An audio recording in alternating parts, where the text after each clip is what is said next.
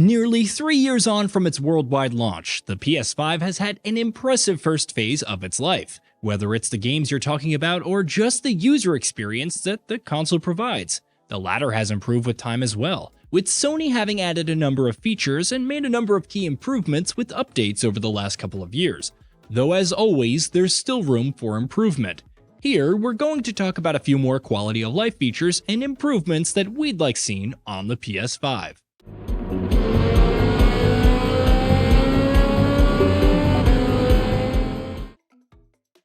Quick Resume. The one inarguable leg up that the Xbox user experience has over the PlayStation user experience is Quick Resume. Sure, the new console's SSDs have already made it significantly less annoying and time-consuming to boot up games from scratch and hop right back into the action, but it still does eat up time that you'd rather spend playing. On Xbox, swapping between games is a completely frictionless experience, given how well Quick Resume works, so hopefully Sony will do something similar with the PS5 in the not-too-distant future. Electrified barrier is next level. They got nervous after someone infiltrated Fisk Tower. Who do that? Running PS5 games stored on external SSDs. External SSD support for PS5 became available a couple of years ago, and though that's obviously something that can come in handy, especially if you don't want to keep deleting and reinstalling games to make storage space, it doesn't always function the way it should. For instance, though you can store native PS5 titles on an external SSD, the only way to play them is if you have them on your console's internal storage, which means you still end up having to transfer games back and forth between internal and external storage. While we do understand the technical constraints that make this necessary, our hope is that Sony finds a way to make it possible to run native PS5 games stored on external SSDs, especially if you're using those that have been officially recommended for the console.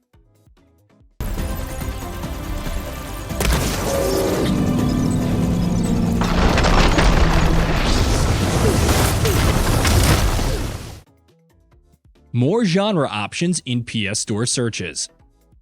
The PlayStation Store has seen consistent and significant improvements over the years, and in its current form on the PS5, it's definitely a well-made storefront that's easy to use and navigate. There are still ways it can improve though. In this area, in fact, it can take a few cues by what the Xbox Store is doing, especially with all of its genre and categorization options, both in the store itself and more specifically in the store search function. Of course, the PlayStation Store isn't exactly bare bones in this area, the way that something like, say, the Switch eShop is, but having more options and filters to make looking for games easier is something plenty of users will greatly appreciate. Home button functions.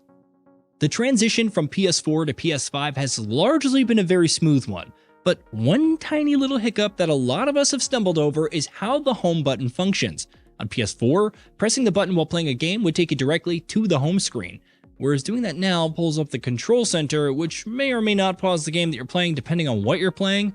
While you can still press and hold the buttons to go to the main home screen, it'd be nice to have the option to switch that and get the button to function the way that it used to on PS4, or even to be able to turn off your console by simply holding the button. Sorting folders. The PS5 not allowing users to create folders at launch was pretty ridiculous, considering the fact that it's a pretty basic feature that the PS4 already implemented pretty well, and though folders did eventually get added to the PS5 UX in the form of game lists, the way that they've been implemented is rather eccentric, at least in some ways.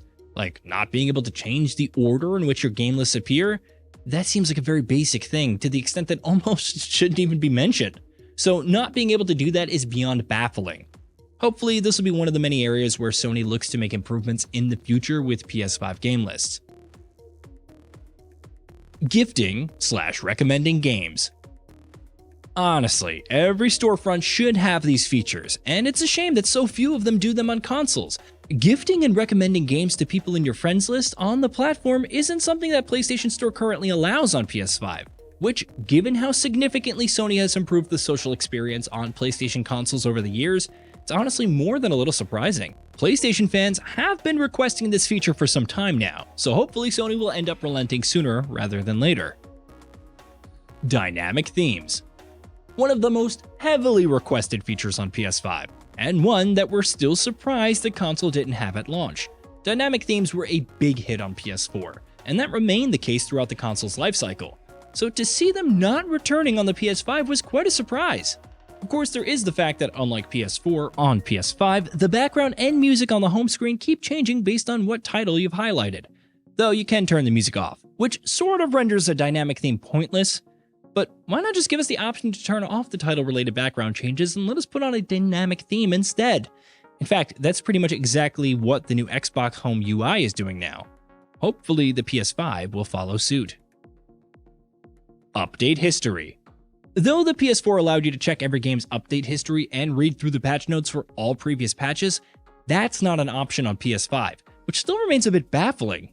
No, it's not a major feature to be missing, and yes, it's a bit of a nitpick, but there's no denying that it could be useful at times, especially for the particularly broken or technically messy games where you could easily check in on what improvements had been made with new updates. Given how basic the feature is, our hope is that Sony will add it back in sooner rather than later.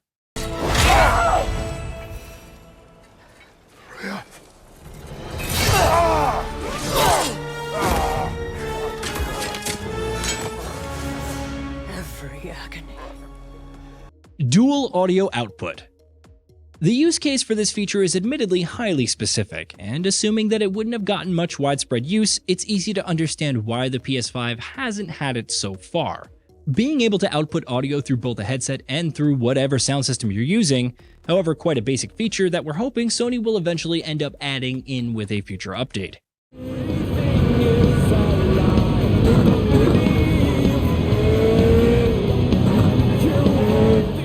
Playing local multiplayer with someone or even having a spectator watch you play becomes a much better experience when you can continue to get audio through your headset while they get the regular audio feed as well. Option to remove cards. Many of PS5's biggest UI and UX changes worked out quite well, but it's fair to say that some of them definitely didn't. Take the activity cards for instance. Having cards that track specific in-game activities and let you make targeted progress towards certain goals sounds like a great idea on paper. But as it turns out, not too many people end up using activity cards, which means that, while they're certainly useful for those who do use them, for the many who do not, they're nothing but clutter and serve no purpose other than messing up your screen with pointless blocks. Being able to remove activity cards entirely and make your UI look cleaner and less busy is an option that everyone should have. Hey, did you know that we at GamingBolt upload new videos every day? Stick around, drop a like, subscribe, hit that bell, and let us know what kind of content you'd like to see in the future with a comment below.